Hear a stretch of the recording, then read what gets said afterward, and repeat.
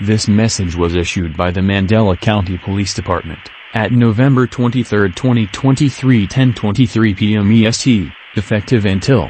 Attention, this is a growing situation in Mandela County. A sharp growth of missing people in the county have been reported. 345 have been reported missing or dead. It unknown what causing this, but please, for your safety, stay inside and lock your doors and stay vigilant and keep on family. Thank you. Stay safe out there.